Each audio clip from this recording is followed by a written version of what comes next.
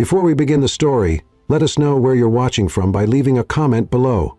If you enjoy this video, don't forget to like and subscribe. Have a wonderful day. Enjoy the story. Lila, 29, stood frozen in the doorway, her champagne glass slipping from her fingers and shattering on the hardwood floor. The sound was lost beneath the pounding of her heart as she stared at the scene before her. Ethan, 31, her fiancé of 2 years, tangled in the sheets with Sophia, 30, her best friend since college. Ethan! His name escaped her lips as a broken whisper. Two heads whipped around, eyes widening in horror. For one excruciating moment, nobody moved. Then Ethan scrambled to cover himself, his handsome face contorting into something between guilt and annoyance. "Lila, this isn't," he began, but Sophia's laugh cut him off. "Oh, please," Sophia sighed, making no effort to cover her naked body. "Let's not insult her intelligence on top of everything else." Lila's engagement ring caught the light, the 3-carat diamond that had once symbolized her future, now seeming to mock her with its brilliance. Downstairs, oblivious guests continued celebrating their engagement party, the muffled sounds of laughter and music creating a surreal backdrop to her world imploding. "How long?"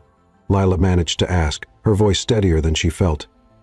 Ethan reached for his discarded shirt. "Baby, we can talk about this. It's just a mistake." 6 months, Sophia interjected, her eyes glinting with something close to satisfaction. "And sweetheart, he never loved you.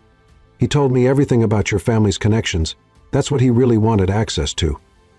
Ethan shot Sophia a venomous look. "Shut up." But Sophia seemed determined to twist the knife. "He said being with you was like doing business. Necessary, but boring." The words struck Lila like physical blows. Her chest tightened as though bands of steel were constricting around her lungs. This wasn't just betrayal. It was humiliation of the most profound kind. "Your performance was quite convincing," Lila said finally, surprising herself with the cold dignity in her voice. "Both of you." She stepped back, pulled the 5-carat diamond engagement ring from her finger, and tossed it onto the rumpled bed. "I hope it was worth it." "Lila, wait!" Ethan called, but she was already moving, her designer gown sweeping behind her as she fled down the hallway. She bypassed the main staircase that would take her back to the party. She couldn't face those people, not with her makeup streaking and her dignity in tatters. Instead, she slipped down the service stairs and out a side exit of the luxury hotel where they'd been hosting their engagement celebration. Rain greeted her, a sudden spring downpour that matched her mood perfectly. Within seconds, her carefully styled hair was plastered to her neck, and her silk gown clung to her body. She kicked off her uncomfortable heels, the cool pavement beneath her bare feet strangely grounding as she began walking with no destination in mind. Thunder rumbled overhead as Lila wandered the streets of downtown, oblivious to the stares her bedraggled appearance attracted. The rain eventually slowed to a drizzle, but Lila was soaked to the bone, her teeth chattering slightly as the night air chilled her wet skin. She found herself in front of the Obsidian, one of the city's most exclusive hotels. Without thinking, she pushed through the revolving doors into the warmth of the lobby. The concierge's eyes widened at her appearance, a drenched woman in a torn designer gown, barefoot and wild-eyed. "Miss, can I help you?" he asked, already reaching for the phone, perhaps to call security. "The bar," Lila said, her voice hoarse. "I just need a drink." Something in her expression must have sparked sympathy, because after a moment's hesitation, he nodded toward an ornate doorway. "Through there, miss." The Obsidian's bar was dimly lit, all dark wood and amber lighting. A jazz quartet played softly in one corner. Despite her appearance, Lila walked to the bar with her head high, sliding onto a leather stool. "Manhattan, please," she told the bartender, who raised an eyebrow but nodded. As the bartender prepared her drink, Lila became aware of a presence beside her, a man taking the seat 2 stools away. She felt his gaze, but didn't turn. She wasn't interested in becoming some stranger's anecdote about the crazy woman he met in a bar. "Rough night?" His voice was deep with a hint of something she couldn't place. Amusement, perhaps? But not unkind. Lila turned then, a sharp retort ready on her lips, but the words died as their eyes met. The man watching her was breathtaking, tall and broad-shouldered, in a perfectly tailored charcoal suit, with intense dark eyes that seemed to see straight through her defenses. His strong jawline was softened by sensual lips, currently curved in a half-smile. "You could say that," she finally replied, accepting her Manhattan from the bartender. The stranger raised his tumbler of amber liquid. Too bad nights that might yet turn around. Despite herself, Lila clinked her glass against his. The Manhattan burned pleasantly down her throat, warming her from within. "You looked like you could use this more than I could," the man said, shrugging off his suit jacket and offering it to her. Lila hesitated, then accepted it, draping the expensive wool around her shoulders. It carried his scent, sandalwood and something uniquely masculine that made her inhale a little deeper. "Thank you, I'm Lila." "Gabriel," he replied, those dark eyes never leaving hers. "Gabriel Hayes." Something shifted in the air between them. A recognition? A possibility? Lila took another sip of her drink, letting the alcohol fortify her. For the first time since discovering Ethan's betrayal, she felt something other than pain. "So, Lila," Gabriel said, sliding one stool closer, "care to tell me why the most beautiful woman I've ever seen is sitting in a hotel bar, soaking wet and barefoot in what's left of a Vera Wang original?" His observation about her gown's designer surprised a laugh out of her. "You know your women's fashion." A smile played at the corners of his mouth. "I know quality when I see it." His eyes held hers, and the intensity of his gaze made her breath catch. There was something magnetic about him, a gravitational pull she couldn't explain. "It's a long story," she said. Gabriel glanced at his watch, a subtle, expensive timepiece that probably cost more than most cars. "I've got all night." And for reasons Lila couldn't explain, perhaps the vulnerability of having her heart shattered, perhaps the warmth in this stranger's eyes, or perhaps simply the need to unburden herself to someone who didn't know Ethan or Sophia, she began to talk.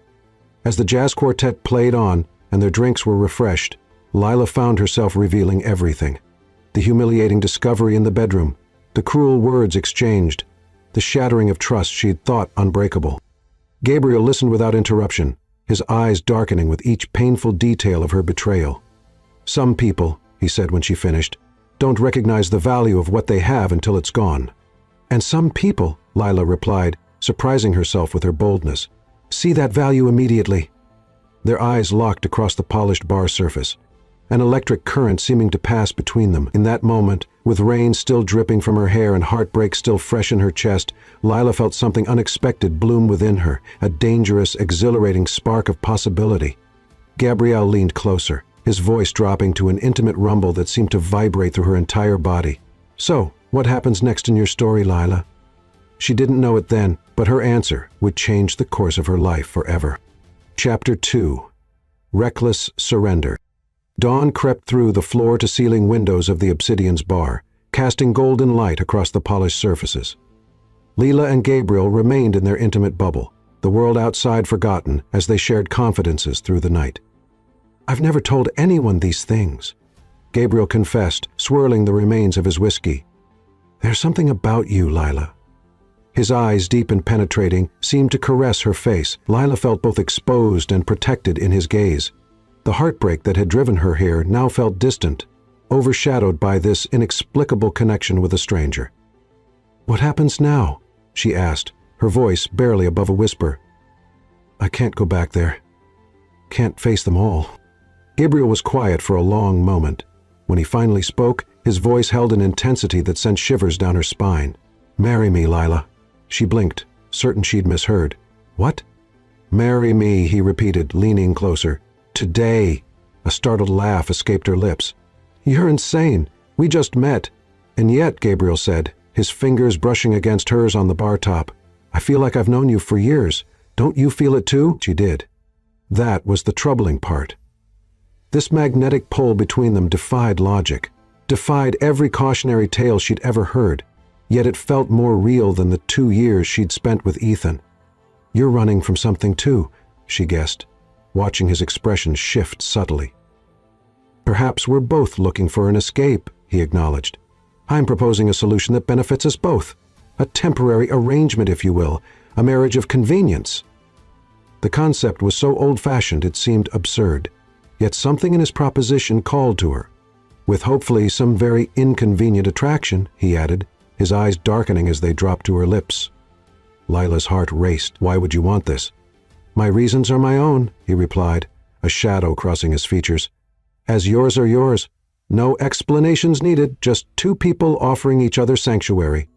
She should say no, should thank him for the drinks and walk away. Instead, she heard herself ask, "How would this work?" "We get married today. No guests, no fanfare. We see where it leads us." His thumb traced circles on her palm, igniting trails of fire across her skin. "If it doesn't work, we part ways, no questions asked." Lila closed her eyes, imagining the shocked faces of Ethan and Sophia when they discovered she'd married someone else mere hours after their betrayal. The thought brought a savage satisfaction. "This is crazy," she whispered. "Sometimes crazy is exactly what we need." Gabriel's smile held promises of delicious secrets. "What do you say, Lila? Ready to scandalize society with me?" Reason argued against it, but reason hadn't protected her heart from Ethan's betrayal. Perhaps impulse deserved its chance. "Yes," she said, the word falling from her lips like a dare. "Yes, I'll marry you." Gabriel's smile was triumphant as he signaled for the check. "I'll have my driver bring the car around. But first," he pulled out his phone, made a quick call, and said only, "Arrange it." 1 hour. By noon, Lila stood beside Gabriel in a small chapel, wearing a simple cream dress he'd somehow procured through his hotel concierge. The ceremony was brief, witnessed only by the chapel staff who had seen countless impulsive unions, but still exchanged knowing glances at the palpable chemistry between this particular couple. When the justice of the peace pronounced them husband and wife, Gabriel's kiss was unexpectedly tender, a contrast to the intensity smoldering in his eyes. "Mrs. Hayes," he murmured against her lips, the sound of her new name sending an unexpected thrill through her body. They rode in companionable silence to what Gabriel called his place, a stunning penthouse overlooking the city. Floor-to-ceiling windows framed the skyline as sunset painted the clouds crimson and gold. "Drink?" Gabriel offered, moving to a well-stocked bar. Lila wandered to the windows, still processing the day's events. "I just married a stranger," she said, more to herself than to him. "Having regrets already?"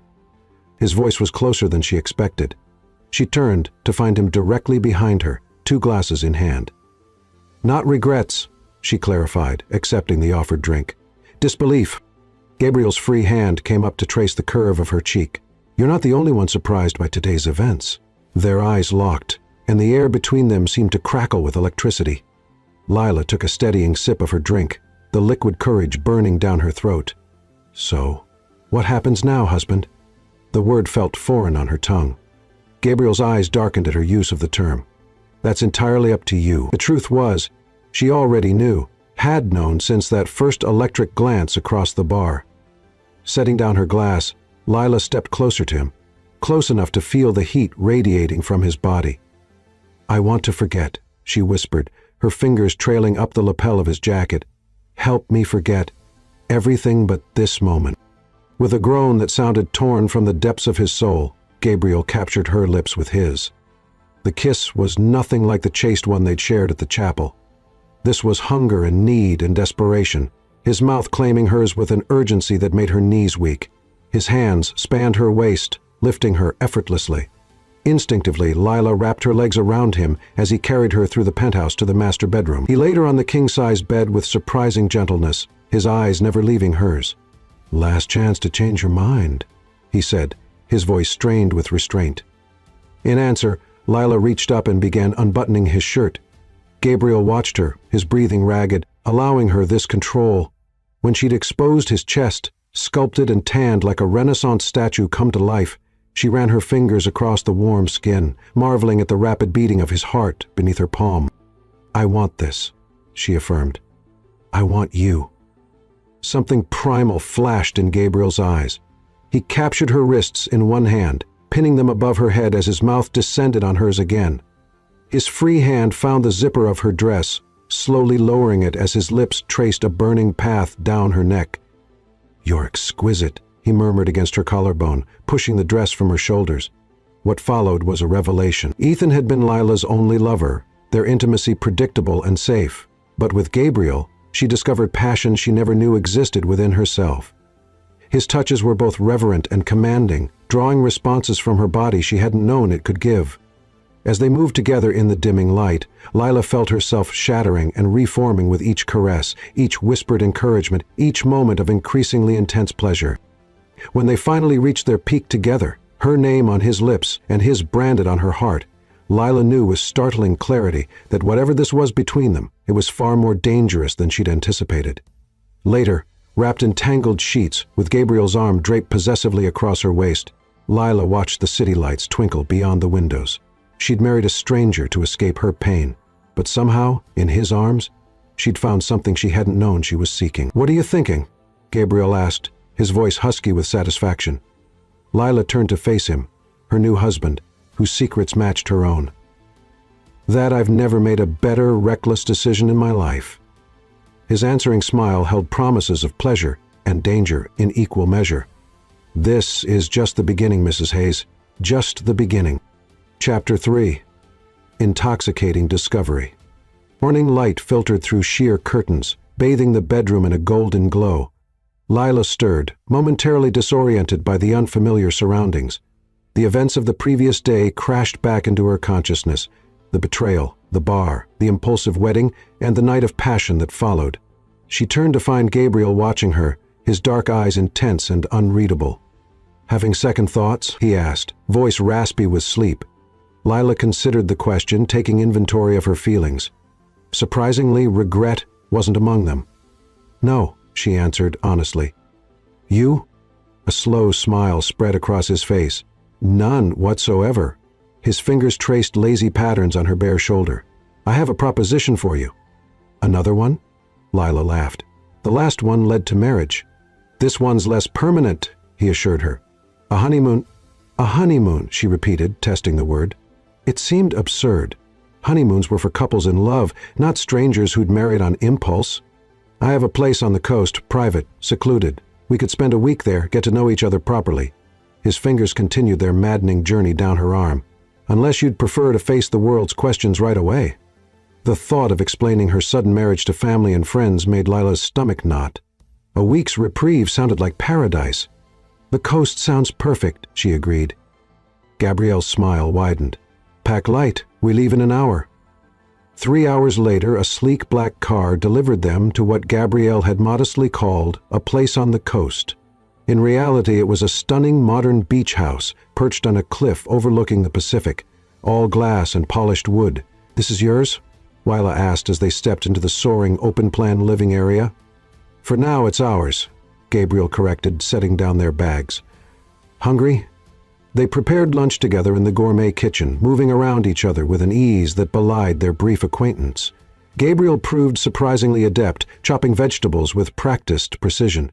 "You cook," Lila observed, impressed. "Don't sound so surprised," he teased. "I contain multitudes." After lunch, they explored the beach below the house, walking barefoot along the sand. The domesticity of it all, preparing food together, walking side by side, felt strangely natural, as if they'd known each other for years rather than days. As dusk approached, Gabriel opened a bottle of wine and led Lila to the house's infinity pool, which seemed to merge with the ocean beyond. "To new beginnings," he toasted, clinking his glass against hers. "To secrets shared," Lila countered, holding his gaze over the rim of her glass. Something flickered in Gabriel's expression. "Not all secrets are meant to be shared, even between husband and wife," he replied. His tone gentle but firm, Lila sipped her wine, studying him. "You're a puzzle, Gabriel Hayes. One you have no obligation to solve." He set down his glass and moved closer to her. "There are more pleasurable ways to spend our time." His hand cupped her cheek, and rational thought fled as his lips found hers. The kiss deepened quickly, wine forgotten, as desire flared between them. Without breaking the kiss, Gabriel lifted her effortlessly, carrying her to the outdoor lounger under the darkening sky. They came together with an urgency that surprised them both. Gabriel worshipped her body with a thoroughness that left Lila trembling and calling his name. Later, as they lay entwined beneath the stars, Lila realized with startling clarity that whatever arrangement had brought them together, it had evolved into something neither had anticipated. The days that followed established a pattern. Mornings spent exploring the coastline, afternoons filled with conversations that skimmed the surface of their lives while avoiding deeper waters, and nights devoted to discovering each other's bodies with increasing familiarity and escalating passion. On their fourth day, a delivery arrived, groceries and fresh flowers brought by a staff member whose presence surprised Lila, as she hadn't realized the secluded property had regular service. The young man addressed Gabriel with a deference that immediately caught her attention. "Mr. Hayes," he said with a slight bow, "your additional requests have been arranged as specified. The chef will arrive at 6 as requested." "Thank you, Noah," Gabriel replied, signing the delivery confirmation with a practiced flourish that spoke of someone accustomed to authority. After Noah departed, Lila raised an eyebrow. "You seem to command quite a bit of respect." Gabriel shrugged casually. "I've been coming here for years." "And yet," she observed, arranging the fresh lilies in a crystal vase, "the staff acts like you own the place." A smile played at the corners of his mouth. "Perhaps I do." "You're being deliberately mysterious," she accused, but her tone was light. "Does it bother you?" he asked, coming up behind her to wrap his arms around her waist. "Yes," she admitted, "but it also intrigues me." His lips found the sensitive spot behind her ear. "Good. I'd hate to become predictable so soon in our marriage." That night, a storm rolled in from the ocean, rain lashing against the windows as thunder rumbled overhead. They'd made dinner together, another domestic scene that felt both foreign and familiar. "Tell me something true," Lila requested, as they sat before the fireplace, thunder punctuating the silence between them. Gabrielle studied her face in the flickering light. "I didn't plan any of this. That makes 2 of us." She took a sip of her wine. "Yet here we are." "Here we are," he echoed, his eyes darkening with an emotion she couldn't name. "I've never brought anyone here before." The admission hung between them, weighted with significance. "Why me?" she asked softly. Instead of answering, Gabriel took the glass from her hand and set it aside. He pulled her onto his lap, his hands framing her face with a tenderness that contrasted with the storm's violence outside. "Because I haven't been able to think straight since I saw you in that bar," he admitted, his voice rough with emotion. "Because there's something between us that defies explanation." The raw honesty in his eyes made Lila's heart race. She leaned forward, capturing his lips with hers, pouring every confusing emotion of the past days into the kiss. What followed was different from their previous encounters. Where before there had been urgency and passion, now there was a deliberate exploration, an unhurried discovery of each other's bodies that felt almost reverential. Gabriel lavished attention on every inch of her skin, whispering praise against her collarbone, her hip bone, the inside of her thigh. When he finally moved above her, their gazes locked in a connection that transcended the physical. Lila felt something shift between them, something profound and terrifying in its intensity. Afterward, as they lay tangled together, listening to the storm recede, Lila traced idle patterns on Gabriel's chest. "You've ruined me," she whispered, only half joking. His arm tightened around her. "How so?" "How could I ever go back to ordinary life after this?" Gabriel's chuckle rumbled beneath her ear. "Who says you have to?" Their honeymoon days blended together in a haze of pleasure and discovery, creating a timeless bubble away from reality. On their final morning, Lila woke to find Gabriel on the phone, his tone clipped and authoritative as he spoke about the board and quarterly projections, words that seemed jarringly out of place in their romantic retreat. He ended the call abruptly when he noticed her watching. "Trouble?" she asked. "Nothing I can't handle." He smiled, but didn't quite reach his eyes. "Unfortunately, real life beckons. We need to head back today." As they packed, Lila found herself reluctant to leave the bubble they'd created. In this secluded paradise, she'd begun to feel emotions for Gabriel that went far beyond physical attraction. Emotions that both thrilled and terrified her. "Ready?" Gabriel asked, appearing in the doorway with their bags. Lila nodded, trying to ignore the sense that once they left this place, everything would change. She had no idea how prophetic that feeling would prove to be. As their car wound its way back toward the city, Gabriel's phone buzzed continuously with messages and calls he largely ignored. He seemed tenser with each passing mile, the carefree lover of the past week gradually replaced by someone more controlled, more guarded. "Where to?" Lila asked as they approached the city limits, suddenly realizing she didn't know where home was in this strange new life, when Gabriel's expression was unreadable as he replied, There's something I need to show you." The car turned onto a private road that wound uphill through manicured grounds. As they crested the hill, an imposing mansion came into view, a modern architectural masterpiece of glass and stone.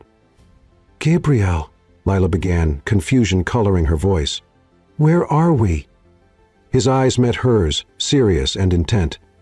"Home, Lila. Our home." As the car pulled up to the entrance, staff emerged to greet them. A distinguished older man opened Gabriel's door with practiced efficiency. "Welcome back, Mr. Hayes," he said. "The situation at the office has been contained as requested." "Thank you, Charles," Gabriel replied, helping Lila from the car. As they entered the marble foyer with its soaring ceiling and museum-quilled art, the truth dawned on Lila with crystal clarity. This was no ordinary home, and Gabriel was no ordinary man. "Who are you really?" she whispered, the magnitude of her ignorance crashing down around her. Gabriel's expression was both apologetic and resolute. Someone who should have been more honest from the beginning. He took her hand, his touch both familiar and suddenly foreign. "We have a lot to talk about." Chapter 4.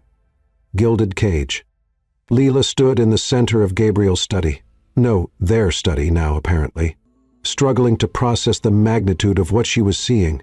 Floor-to-ceiling bookshelves lined one wall, while another featured a massive fireplace flanked by original artwork she recognized from gallery exhibitions. The wall behind his desk was entirely glass, offering a panoramic view of the city below.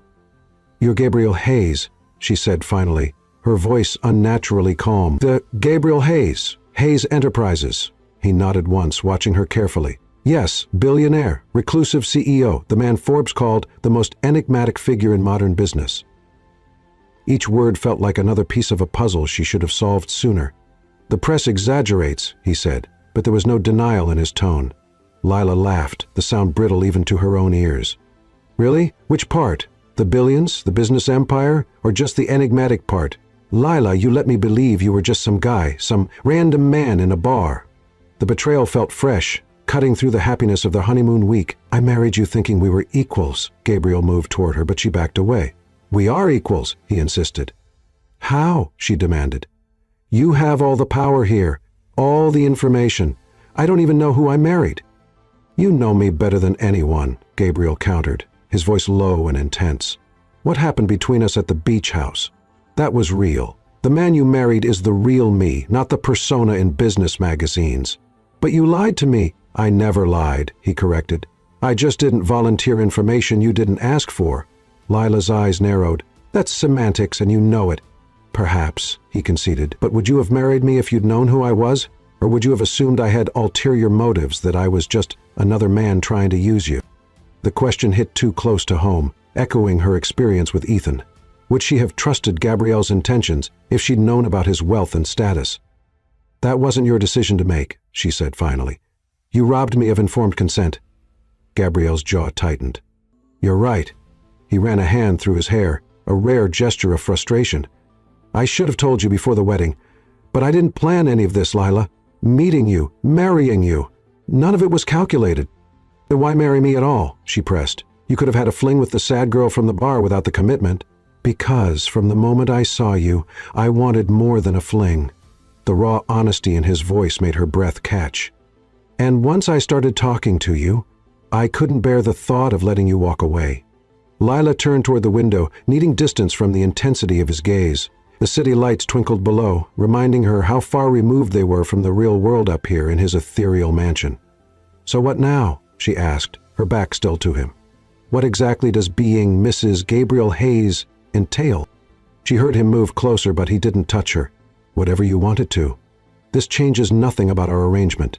"It changes everything," she corrected, turning to face him.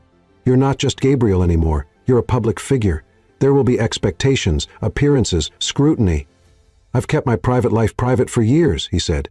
"I can continue to do so." "And where do I fit into this private life of yours?" she challenged. "Am I supposed to be the secret wife you keep hidden away in your mansion?" Something dangerous flickered in Gabriel's eyes. "You are my wife. Secret or public, that's up to you. But make no mistake, Lila, I won't hide you unless you ask me to." The possessiveness in his tone sent an involuntary shiver down her spine. Despite her anger, she couldn't deny the pull between them remained as strong as ever. "I need time," she said finally. "Time to process all this." Gabriel nodded, respecting her space. "Of course. Charles will show you to our bedroom whenever you're ready, or if you prefer separate accommodations for tonight." "No," she interrupted, surprising herself with the vehemence of her response. The thought of sleeping without him after their week together was unexpectedly painful. "I don't want separate rooms." Relief flashed across his features before he schooled his expression. "I have work to catch up on. Take all the time you need." He moved toward the door, but Lila's voice stopped him. "Gabriel," he turned, his hand on the doorknob. "Are there any other secrets I should know about?"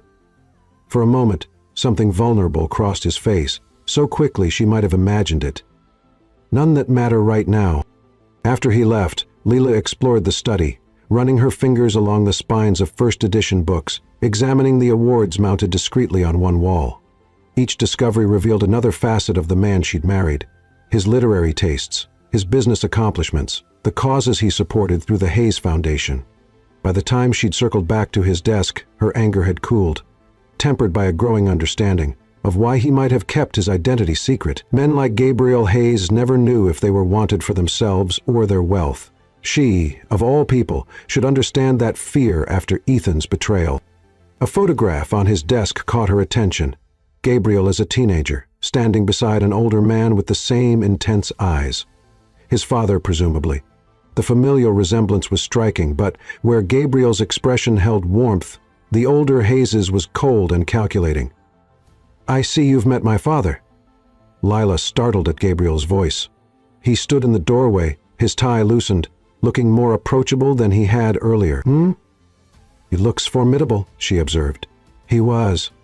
Gabriel moved into the room, coming to stand beside her. "Brilliant businessman, terrible father." "Was? He died 5 years ago." Gabriel's tone was neutral, but Lila sensed currents beneath the surface. "Heart attack in the middle of a board meeting. Fitting, really. The company was always his true love." Lila studied his profile, seeing new lines of tension she hadn't noticed during their honeymoon. "Is that why you keep your private life so private? Because of him?" Gabriel's laugh held little humor, perceptive. "Yes, partly. My father believed personal attachments were weaknesses to be exploited. He lived by that philosophy, and he made sure I understood the lessons." The insight into his psyche shifted something in Lila's perspective. Perhaps his secrecy wasn't about deceiving her, but about protecting a part of himself. He'd kept walled off from his public persona. "I'm still angry," she said quietly. "You have every right to be. But I also understand, I think." She turned to face him fully. "You wanted to be just Gabriel, not Gabriel Hayes, billionaire CEO." His eyes softened as he looked at her. "With you, I'm just Gabriel. That's what these past days have meant to me." Something in his expression, vulnerability beneath the powerful exterior, touched her deeply. Her anger hadn't disappeared, but it was now tempered by understanding. They had both been protecting parts of themselves, hiding behind facades born of past pain. Lila moved toward him slowly, each step a conscious choice to trust again, to meet him halfway. "Show me," she whispered. Gabriel's brow furrowed in confusion. "Show you what?" "That you're still the same man I married. That beneath the wealth and power, you're still my Gabrielle." She gestured to their opulent surroundings. "Show me that all this doesn't change what's between us." Understanding dawned in his eyes, followed by a heat that made her breath catch. The tension that had built between them, anger, hurt, desire, crackled in the air like electricity before a storm. In one fluid movement, he swept the contents of his desk to the floor, files and documents scattering across the expensive carpet. "What are you—" Before she could finish, Gabriel lifted her onto the cleared surface, his hands at her waist. "Being the real me," he growled, his lips claiming hers in a kiss that obliterated thought. The polished wood was cool against her bare thighs. As Gabriel pushed her dress up, his hands reverent yet demanding on her skin. When he dropped to his knees before her, Lila gasped, fingers tangling in his hair as he worshipped her with his mouth until she cried out his name. Afterward, as they lay tangled together on the leather sofa across the room, Gabriel traced lazy patterns on her bare shoulder. "Still angry?" he murmured against her hair. Lila laughed softly. "Yes, but I'm working through it. "I look forward to further negotiations," he replied, his hand slipping down to the curve of her waist. As they dressed, retrieving scattered clothing from across the study, Lila realized that whatever complications Gabriel's identity brought to their marriage, the fundamental truth remained unchanged. The connection between them defied explanation or reason. Billionaire or not, Gabriel Hayes had claimed a place in her heart that no amount of anger could dislodge. Later that night, as she explored the mansion that was now her home, its art guild hallways, the indoor pool, the state-of-the-art kitchen where staff prepared meals she would never have to cook, Lila understood she had traded one life for another, stepping into a gilded cage of privilege and luxury. But as she entered their bedroom to find Gabriel waiting for her, his eyes warming at her appearance, she knew with sudden clarity this cage had been of her own choosing, and she held the key to its door. Chapter 5. Dangerous Desires. The velvet gown clung to Lila's curves like a second skin, its deep emerald color striking against her dark complexion. She studied her reflection in the mirror, hardly recognizing herself in the custom designer creation. A week into her new life as Mrs. Hayes, and she was still adjusting to the transformation. "You look breathtaking," Gabriel said from the doorway of their bedroom suite. Lila turned, her breath catching at the sight of him in his tuxedo. How was it possible that he became more handsome each time she saw him? "Nervous?" he asked, approaching to fasten a diamond necklace around her throat. "Terrified," she admitted. "This is my first public appearance as your wife. I don't want to embarrass you." Gabriel's fingers lingered on her skin. "Impossible," he murmured, pressing his lips to the sensitive spot behind her ear. "Just be yourself. That's the woman I married. A woman who still doesn't know which fork to use for the fish course," she reminded him. His low laugh vibrated against her neck. "Follow my lead and remember." His eyes met hers in the mirror, suddenly serious. "These people want something from me, not the other way around." The annual charity gala for the Hayes Foundation was, Gabriel had explained, the one society event he couldn't avoid. As they descended the mansion's grand staircase together, Lila drew strength from his steady presence beside her. Charles appeared at the bottom of the stairs. "The car is ready, sir, Mrs. Hayes." The older man's acceptance of her had been immediate and unquestioning, unlike some of the other staff who watched her with curious, sometimes skeptical eyes. "Thank you, Charles," Gabriel replied, then offering Lila his arm. "Ready to face the lions, wife." She took a deep breath and nodded, slipping her hand through his arm. "Lead the way, husband." The ballroom was a glittering sea of wealth and privilege. The moment they entered, a palpable hush fell over the crowd before erupting into excited whispers. Gabriel Hayes, with a woman. Who is she? Did he say wife? Gabriel guided her through the crowd with practiced ease, introducing her to a blur of important names and faces. Lila maintained her composure, though she felt the weight of critical assessment in every glance, the calculation behind every smile. "You're doing wonderfully," Gabriel murmured as they moved between groups. "They're fascinated by you. They're trying to figure out what a man like you sees in someone like me," she replied quietly. His hand tightened possessively on her waist. "Let them wonder." As Gabriel was pulled into conversation with an elderly board member, Lila excused herself to visit the ladies' room. She was applying lipstick when the door opened, and a striking blonde entered, her ice blue gown emphasizing a model thin figure. "So," the woman said, her voice dripping with false sweetness, "you're Gabriel's latest distraction."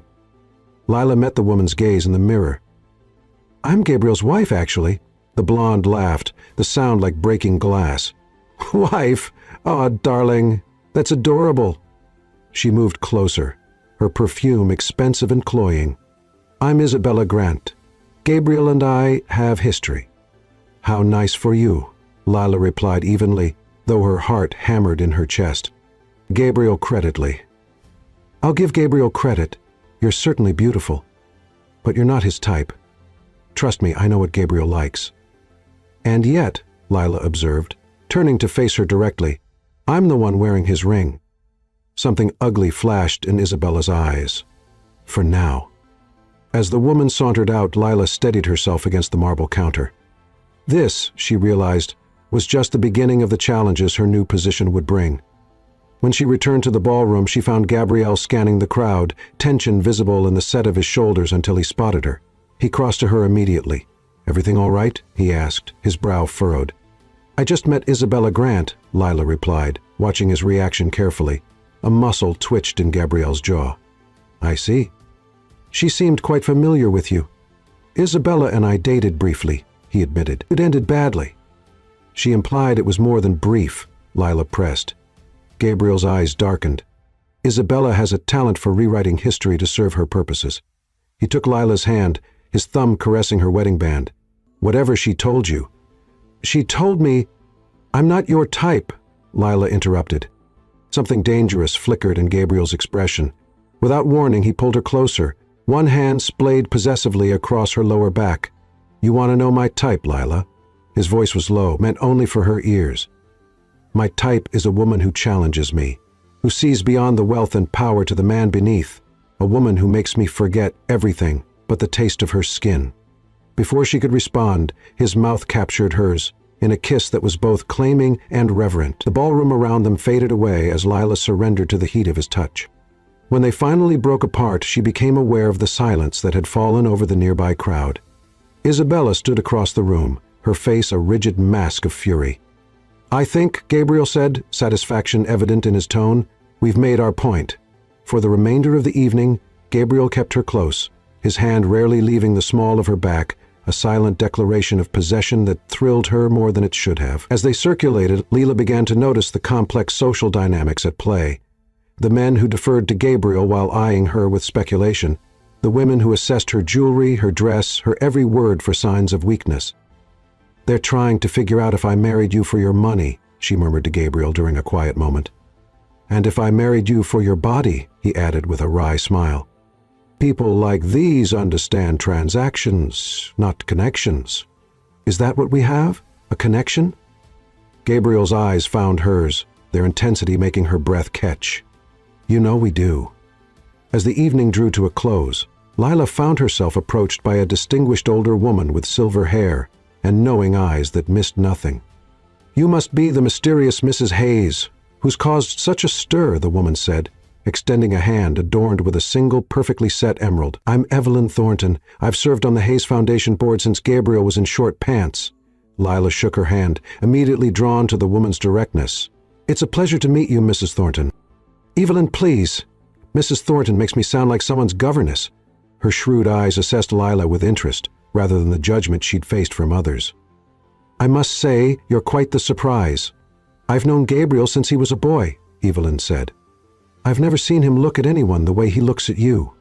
Lila glanced across the room to where Gabriel stood in conversation with several men in expensive suits. As if sensing her gaze, he looked up, his expression softening when their eyes met. "I hope you don't mind an old woman's curiosity," Evelyn continued, "but your marriage seems rather sudden." "Sometimes you just know," Lila replied simply. Evelyn's laugh was surprisingly warm. "Indeed. My Harold proposed on our second date. Everyone said we were mad. We celebrated 50 years together before he passed." Before Lila could respond, a commotion near the entrance drew everyone's attention. Isabella Grant, clearly intoxicated, was gesturing wildly toward Lila. "Ask her." Isabella's voice carried across the ballroom. "Ask Gabriel's precious new wife where he found her. In a bar, drowning her sorrows over some other man." The crowd's reaction was immediate, horrified gasps and avid whispers. Lila felt heat rush to her face as dozens of eyes turned toward her. Before she could move, Gabriel was at her side, his arm protectively around her waist. "Isabella," he said, his voice calm but carrying a warning that made several nearby guests step back. "You're drunk. I suggest you leave before you embarrass yourself further." "Embarrass myself?" Isabella laughed bitterly. "You're the one who married a complete stranger. What's the matter, Gabriel? Tired of women who know your game?" Evelyn Thornton stepped forward, her elderly frame somehow imposing. "That's quite enough, Isabella. Security will escort you out." As two discreet security personnel appeared to lead a protesting Isabella away, Gabriel turned to Lila, concern etched on his features. "I'm sorry," he murmured. "We can leave if you want." Lila considered it for a moment, then straightened her shoulders. "No, I'm your wife. This is where I belong." Something like pride flashed in Gabriel's eyes. He raised her hand to his lips, pressing a kiss to her knuckles in a gesture that was both courtly and possessive. The remainder of the evening passed in a blur, but Lila was aware of a subtle shift in the room's energy. Where before she had been an oddity, an outlier, she now found herself treated with a new deference. Whether from respect for her composure during Isabella's outburst or from fear of Gabriel's evident devotion, she couldn't be sure. It was past midnight when they finally returned home, the mansion quiet and still. Lila kicked off her heels in the foyer, sighing with relief. "You were magnificent tonight," Gabriel said, watching her with an intensity that made her pulse quicken. "Even when your ex-girlfriend announced to everyone that you found me in a bar? Especially then." He moved closer, his fingers tracing the curve of her cheek. "You didn't flinch, didn't run." "I'm not ashamed of how we met," Lila replied. "Are you?" Instead of answering, Gabriel swept her into his arms, carrying her up the grand staircase toward their bedroom. "Let me show you exactly how I feel about my bar-found bride." In their room, he undressed her slowly, reverently, as if unwrapping a priceless gift. When she stood before him in nothing but the diamond necklace, his eyes darkened with desire. "You outshone every woman in that room tonight," he murmured, his fingers tracing the curve of her hip. "Do you have any idea what it did to me, watching you charm those stuffy board members? Seeing Isabella's face when she realized she couldn't touch what we have." Lila reached for him, unfastening his tie with trembling fingers. "Show me!" What followed was unlike anything they'd shared before. A claiming, a possession, a devotion expressed in the language of touch and taste. Gabriel worshipped her body with a thoroughness that left her sobbing his name, his whispered praises against her skin like prayers. Later, as they lay tangled in silk sheets, Lila traced idle patterns on Gabriel's chest, feeling the steady beat of his heart beneath her palm. "Isabella won't be the last, will she?" she asked softly. "The last person from your past who tries to come between us?" Gabriel's arm tightened around her. "No, but they'll all fail, just as she did. How can you be so sure?" He tilted her face up to his expression more vulnerable than she'd ever seen it. "Because what I feel for you terrifies me, Lila. I've spent my life avoiding this weakness, this need, and now that I've found you, I won't let anyone take it away." The raw honesty in his voice stole her breath. This was not the smooth, controlled billionaire the world knew. This was her Gabriel, passionate, possessive, and unexpectedly vulnerable. "I'm falling for you," she confessed, the words slipping out before she could stop them. "I know it's fast, I know it's crazy, but—" His kiss silenced her, deep and consuming, a physical manifestation of the emotions swirling between them. "Not crazy," he murmured against her lips. "Inevitable." As dawn broke over the city, bathing their room in golden light, Lila watched Gabriel sleep, his features softened, the weight of his public persona temporarily set aside. She realized with startling clarity that somewhere between that first night at the bar and this moment, her impulsive marriage had evolved into something neither of them had anticipated. A connection that ran so deep, dangerous in its intensity and thrilling in its potential.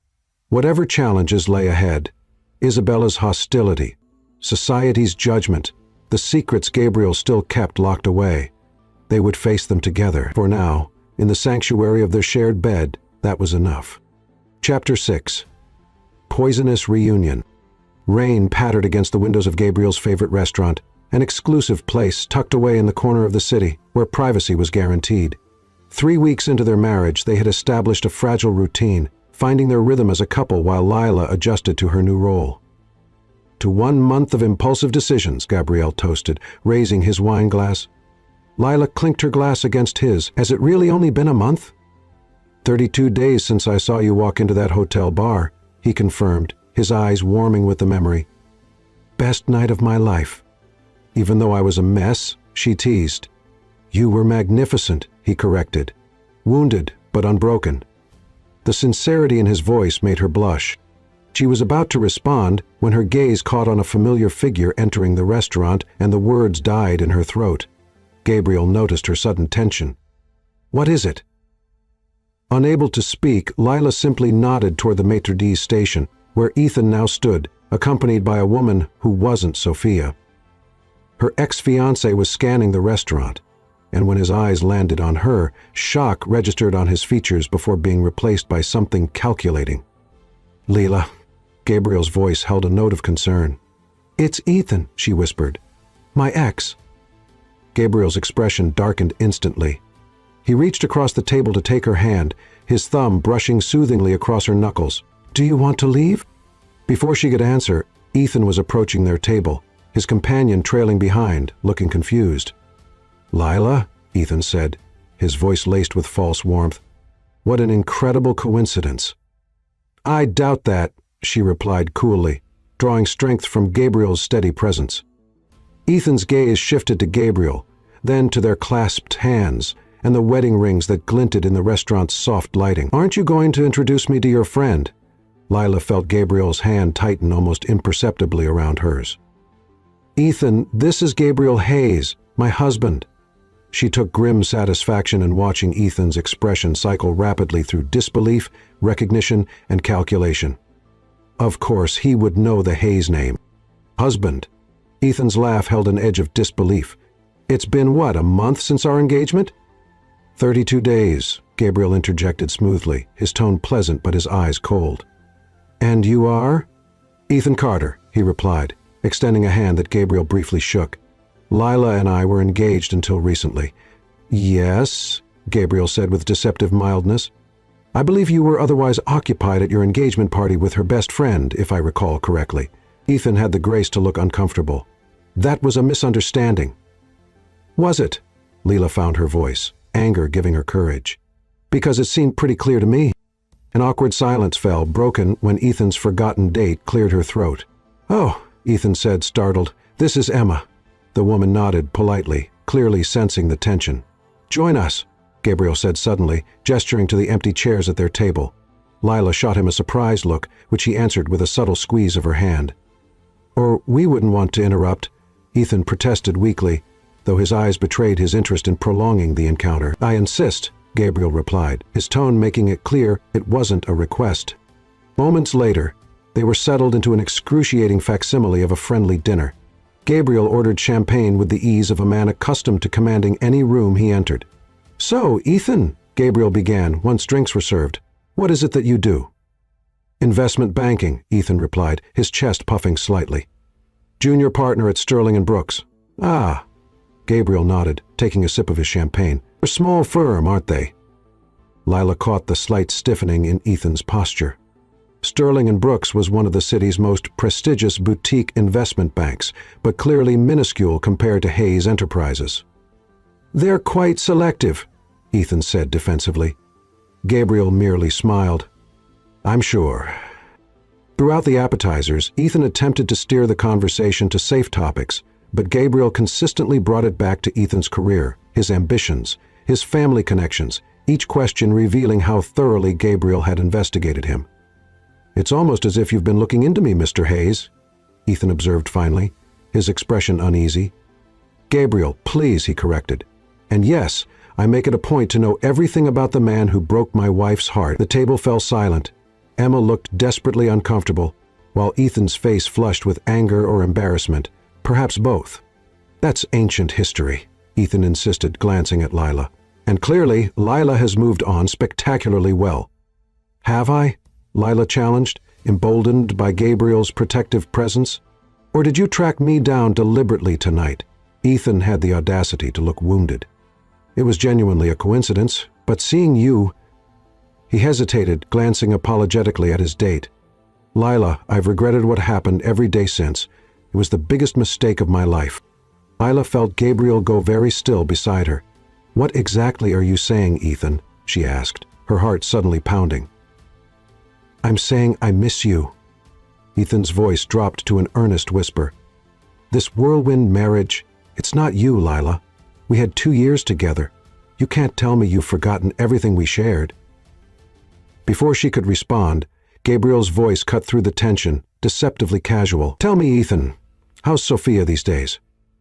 The question seemed to catch Ethan off guard. "What?" "Sophia," Gabriel repeated. "Lila's former best friend. The woman I believe you were intimately involved with on the night of your engagement party. I'm curious about her current status." Ethan's expression shuddered, I haven't spoken to her in weeks." "Really?" Gabriel raised an eyebrow. "That's interesting, considering you were seen having lunch with her just yesterday at the Plaza Hotel." Lila's head snapped toward Ethan, who had gone pale. "How did you—" Ethan began, then stopped abruptly.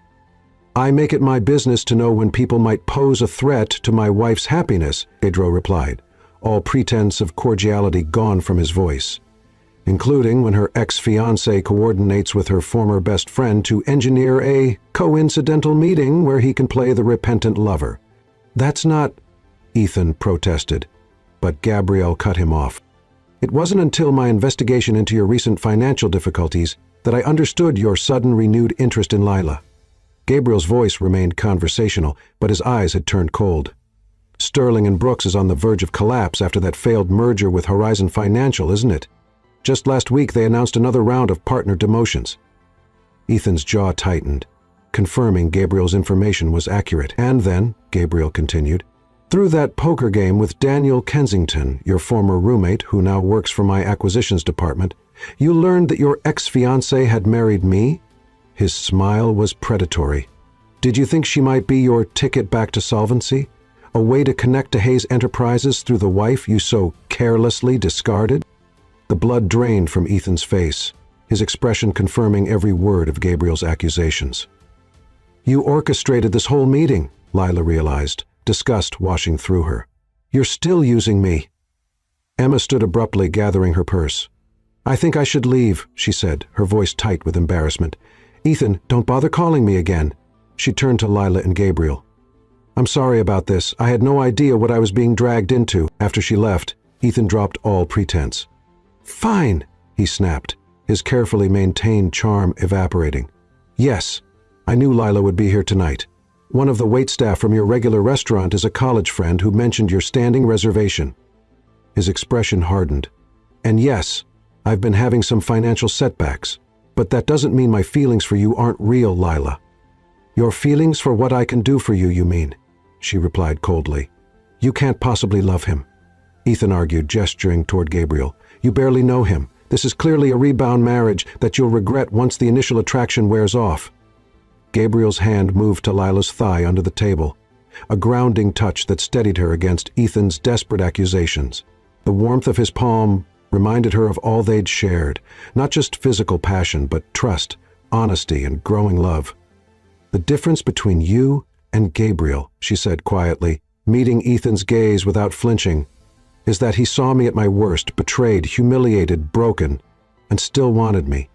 You saw me at my best for 2 years, and it wasn't enough to keep you faithful. He's using you too," Ethan insisted desperately. "A man like Gabriel Hayes doesn't marry a random woman from a bar without an agenda." "Enough." Gabriel's voice was soft but carried such authority that Ethan immediately fell silent. "You've overstayed your welcome. This is the last time you will approach my wife. If you attempt to contact her again, you'll find employment opportunities in this city suddenly very limited." Ethan's face flushed with anger. "Are you threatening me?" "Not at all," Gabriel replied calmly, though Lila could feel the controlled tension in his body. "Merely stating a fact. Now, I believe you were leaving." For a moment Ethan looked as if he might argue further, but something in Gabriel's expression, a flash of the ruthless businessman beneath the controlled exterior, must have convinced him otherwise. He stood, throwing his napkin on the table with poorly disguised frustration. "You've changed, Lila," he said, his tone bitter. "You're not the woman I knew." "Thank God for that," she replied evenly, maintaining her composure despite the storm of emotions beneath the surface. After Ethan stormed out, a silence settled between them. The restaurant's soft lighting cast intimate shadows across their table, creating a private world amid the quiet murmur of other diners. Gabriel signaled discreetly for the check, his expression unreadable. "You had him investigated," Lila said finally, studying Gabriel's profile as the city lights flashed past their car windows. "Yes." His answer was simple, unapologetic. "How long have you been watching him?" She kept her tone neutral, genuinely curious rather than accusatory. Gabriel turned to her, his eyes steady. "Since the night you told me about him. I make it a point to understand potential threats." "You considered my ex-fiancé a threat?" The concept was both surprising and oddly flattering. "I considered anyone who hurt you a person of interest." His hand found hers in the darkness of the car, his touch warm and reassuring. When his financial troubles began and he started making inquiries about you, that interest became active surveillance. The possessiveness in his tone should have alarmed her, but instead it sent a thrill down her spine. When did you know he would be here tonight? My security team notified me when he made the reservation this afternoon. I considered having our dinner moved elsewhere, but decided you deserved the chance to confront your past on your terms. His thumb traced circles on her palm. Was I wrong? Lila considered the question carefully. No, I needed that closure. She squeezed his hand. Thank you for letting me handle it my way while providing backup. His lips quirked in a half smile. Exactly. The drive home was charged with unspoken tension. As their car wound through the city streets, Gabriel's hand rested on her thigh, his touch both possessive and questioning. When they reached the mansion, Lila didn't wait for Charles to open the door. 2 healing agents. She slipped out of the car and headed straight for the house, aware of Gabriel following close behind. The moment the front door closed behind them, she turned to him. Did you mean what you said about protecting what's yours? Something dangerous flashed in Gabriel's eyes. Every word. Show me, she challenged, her voice barely above a whisper. In an instant, he had her pressed against the wall of the foyer, his mouth claiming hers in a kiss that was pure possession. Lila melted against him, her anger at Ethan's manipulation transforming into a desperate need to affirm what she had found with Gabriel.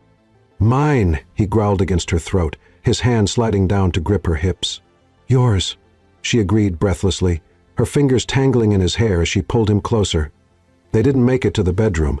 Gabriel lifted her against the wall, her legs wrapping around his waist as he claimed her with an intensity that left them both gasping. Each touch, each kiss was a declaration, an exorcism of the past and an affirmation of the present.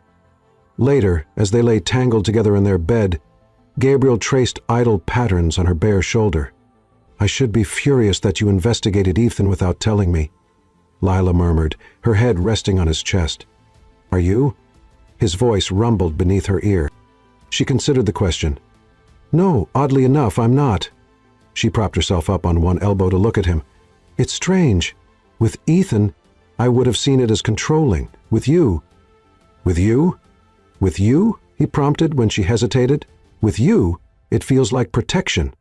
She traced the line of his jaw with her fingertip. That should probably worry me more than it does. Gabriel caught her hand, pressing a kiss to her palm. I won't apologize for wanting to shield you from pain, Lila, but I promise never to make decisions for you. In the amber glow of the bedside lamp, Lila studied the face of the man she'd impulsively married.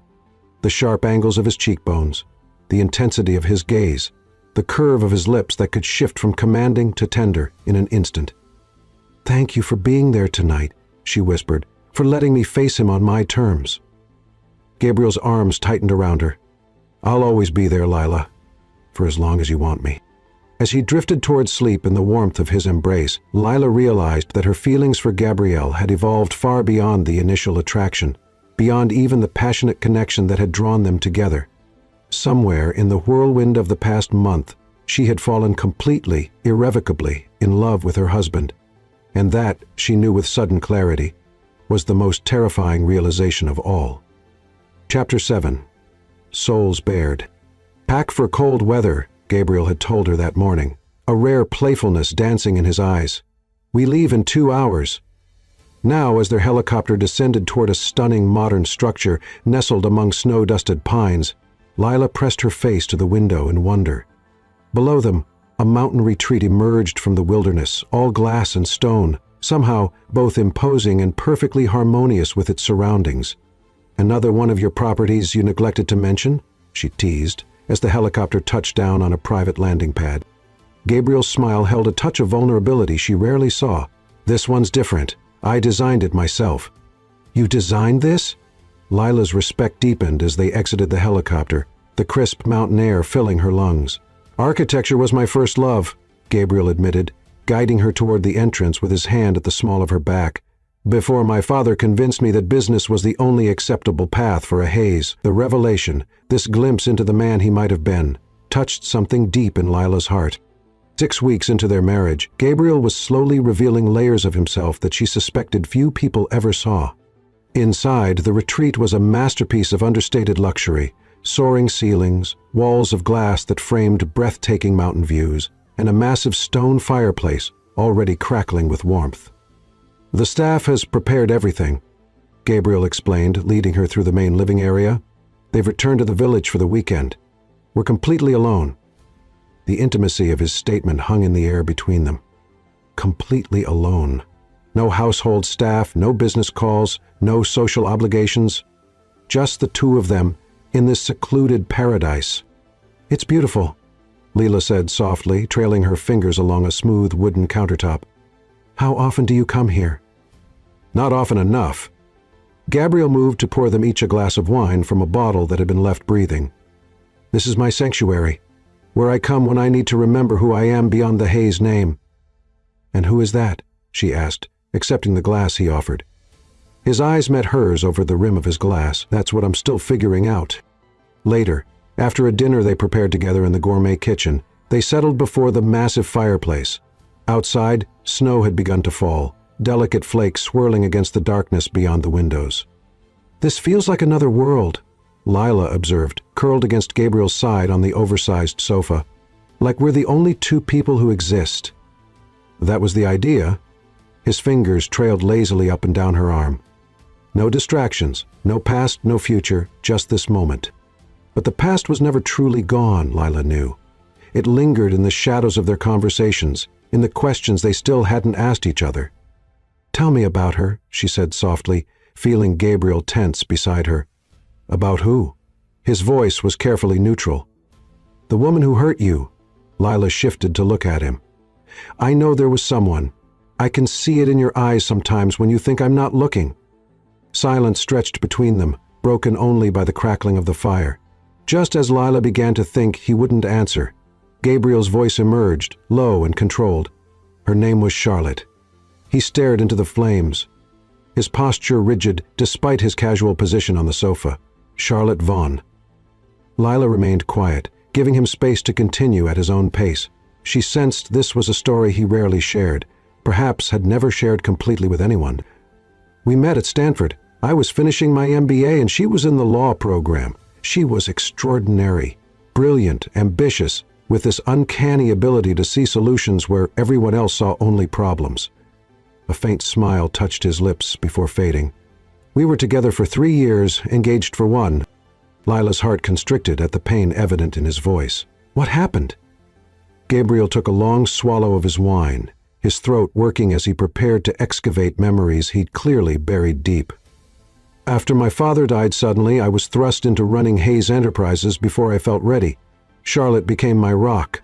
I trusted her completely, made her my closest advisor, gave her access to everything, my home, my accounts, my most confidential business strategy." He set down his glass with careful precision, his fingers lingering on the stem.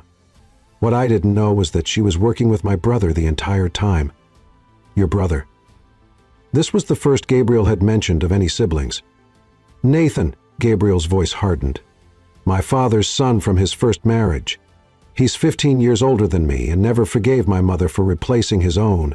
When my father named me his successor instead of Nathan, his resentment turned to outright hatred. And Charlotte," he paused, his jaw tightening. "She was his instrument of revenge." The firelight cast shadows across Gabriel's face, highlighting the tension in his jaw.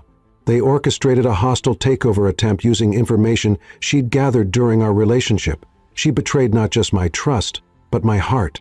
Lila could barely breathe past the ache in her chest. "How did you find out?" "I overheard them." Gabriel's laugh held no humor. "Classic, isn't it? I returned early from a business trip, hoping to surprise her. Instead, I heard them discussing their plans and their relationship. They'd been lovers the entire time she was with me.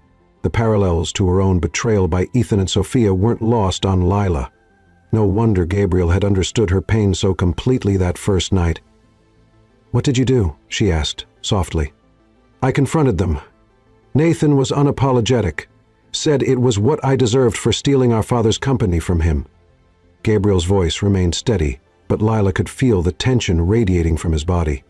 "Charlotte tried to deny it at first, then claimed she'd fallen in love with Nathan during their conspiracy, that what we had was never real." That's why you keep your personal life so private, Lila realized. Why you were so guarded even with me at first. Gabriel nodded slowly. After Charlotte, I shut that part of myself away, focused entirely on business, trusted no one. His eyes found hers, vulnerable in a way she'd never seen before. Until you. The weight of his confession settled between them, not just the facts of his betrayal, but what it meant that he'd shared this with her, that he'd allowed himself to be vulnerable again. The night we met, he continued, his voice softer now, I recognized something in you. A reflection of my own pain, perhaps, but also a strength I'd forgotten existed. Lila reached for his hand, threading her fingers through his. Is that why you proposed? Because you saw yourself in me? Partly, he admitted, but there was more. Something about you called to me in a way I couldn't explain, still can't explain. For the first time in 5 years, I wanted to take a risk on someone. That was quite a risk, she observed with a small smile. Marrying a complete stranger. The best decision I've ever made. His thumb traced circles on her palm. Even if it terrifies me sometimes. It terrifies you? This admission surprised her. Gabriel always seemed so certain, so in control. Every day, his eyes held hers, unflinching in their honesty. Because with each passing day, I find myself caring more, needing you more, and that kind of dependence is frightening. She finished for him, because it gives me the power to hurt you. Yes. The single word contained volumes. Lila moved closer, framing his face with her hands. I would never betray you, Gabrielle. Not like that. Not ever. I believe you, he whispered, and she could see that he meant it. That's what scares me most of all. Their kiss was different from the passionate embraces they usually shared. Deeper, more vulnerable, laden with unspoken emotion. When they finally broke apart, Lila rested her forehead against his. I love you, she whispered, the words slipping out before she could consider their weight. I know it's fast, I know it's crazy, but I love you. For a heartbeat, Gabriel went completely still. Then his arms tightened around her, crushing her against his chest as if he feared she might disappear. Say it again, he requested, his voice rough with emotion. Oh, I love you, Gabriel Hayes. The words grew stronger with repetition. I love your strength and your vulnerability, your protection and your trust. I love the man you are beneath all the wealth and power. When he pulled back to look at her, Lila was stunned to see tears shining in his eyes. In all their time together, she had never seen Gabriel cry. I've been falling in love with you since the moment you walked into that bar, he confessed, his voice unsteady. Fighting it every step of the way because I was terrified of feeling this much again. His thumb brushed her cheek. I love you, Lila. God help me, I love you more than I thought possible. The declaration broke something open between them. A final wall neither had realized still stood. Their lovemaking that night was unlike anything they'd shared before. Tender yet passionate, each touch an affirmation of the feelings they'd finally voiced aloud. As snowflakes continued to fall beyond the windows, blanketing the world in pristine white, they lay tangled together before the dying fire. Gabriel's fingers traced idle patterns on her bare skin, his touch both reverent and possessive. What happens now? Lila asked softly, her head resting on his chest, the steady beat of his heart beneath her ear. Now, Gabriel replied, pressing a kiss to her temple, we build something real from this impulsive beginning, something that lasts. Outside, the storm intensified, wind howling around the secluded retreat, but within its walls, wrapped in each other's arms, they had found a sanctuary neither had believed possible, a love born from betrayal and impulse that had somehow transformed into their greatest truth. I never expected you, Gabriel murmured, as sleep began to claim them both. Never expected this. Neither did I, Lila whispered back, curling closer to his warmth. But now, I can't imagine any other path. As they drifted towards sleep, the fire burning down to embers, Lila realized that their unconventional beginning, the chance meeting, the impulsive marriage, had led them exactly where they were meant to be. In finding each other, they had found themselves, and whatever challenges awaited them beyond this mountain sanctuary, they would face them together, no longer strangers bound by convenience, but partners united by love. Chapter 8. Ecstatic Surprise. 3 weeks after their return from the mountain retreat, Leela stood in the master bathroom of their mansion, staring at the plastic stick in her trembling hand. 2 pink lines stared back at her, unmistakable in their meaning. "This can't be right," she whispered to her reflection, counting backward in her head. They'd been careful, mostly, but there had been that first night in his penthouse. And then the passionate reunion after Ethan's appearance. Pregnant. The word echoed in her mind, terrifying and exhilarating in equal measure. She and Gabrielle had never discussed children. Their whirlwind romance had left little time for conversations about the future, and even after their declarations of love at the mountain retreat, they'd been content to live in the present, savoring each day as it came. But a baby changed everything. Lila pressed a hand to her still flat stomach, trying to comprehend the reality that a new life was growing inside her. Their child, hers and Gabrielle's, created from their unexpected love. The sound of the bedroom door opening jolted her back to the present. She quickly wrapped the pregnancy test in tissue and tucked it into the pocket of her robe. "Lila?" Gabriel's voice called from the bedroom. "Are you all right? Charles said you weren't feeling well." Taking a deep breath, she opened the bathroom door. Gabriel stood by the bed, concern etched on his features. He'd clearly come straight from the office, still in his immaculate suit despite the late hour. "I'm fine," she assured him, forcing a smile. "Just a little tired."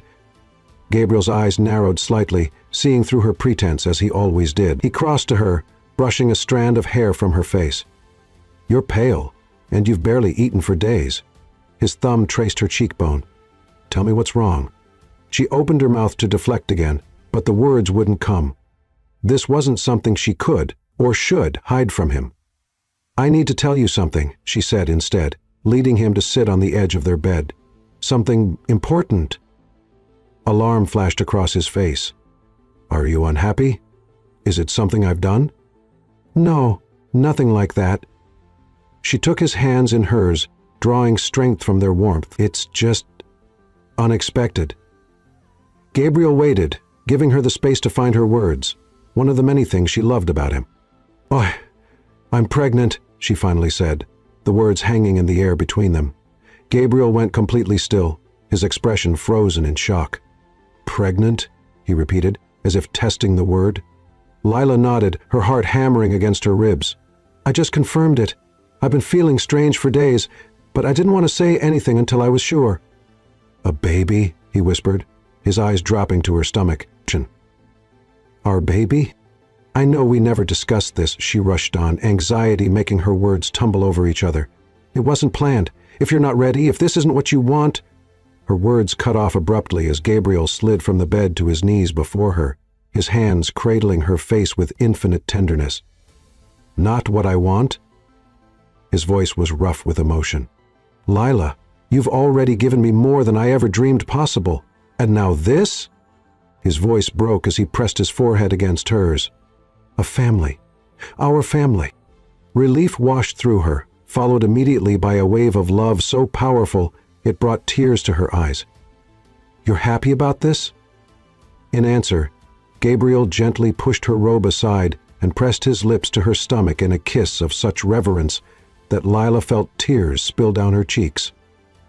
"I have never been happier in my life," he whispered against her skin. When he looked up at her, his eyes shone with unshed tears. "Thank you for this gift."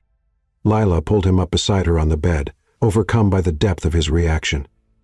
They held each other in silence for long moments, the magnitude of their news creating a bubble of wonder around them. "I was so afraid to tell you," she admitted finally. "We've only known each other for such a short time. A baby is such a huge step." Gabrielle laughed softly. "We've never done anything in the conventional order, have we? Marriage first, falling in love second, and now a baby? Do you think we're crazy?" she asked, only half joking. "Definitely." His smile was radiant, but I wouldn't change a thing. The days that followed were filled with secret joy as they kept the news between themselves, savoring this private miracle before sharing it with the world. Gabrielle became even more attentive, if such a thing were possible, insisting on the finest in prenatal care, researching organic food options, and treating Lila with a tenderness that both touched and amused her. "I'm pregnant, not made of glass," she protested one evening when he insisted on carrying her up the stairs after a long day. "Humor me," he replied, pressing a kiss to her temple. I've waited my entire life for this. For you. For us." 2 weeks after they discovered the pregnancy, they sat in a private examining room at the city's most exclusive obstetrics practice. Leela lay on the examination table, Gabriel's hand firmly clasped in hers as the ultrasound technician prepared the equipment. "This gel might feel cold," the technician warned before applying it to Leela's exposed abdomen. Gabriel watched every movement with intense focus, his thumb tracing soothing circles on the back of Leela's hand. The anticipation in his expression made her heart swell with love. As the technician pressed the wand to her stomach and began moving it in practiced patterns, Lila fixed her eyes on the screen, eager for that first glimpse of their child. The technician paused, frowning slightly as she adjusted the wand's position. "Is something wrong?" Gabriel asked immediately, tension radiating from him. "Not at all," the technician replied, a smile spreading across her face.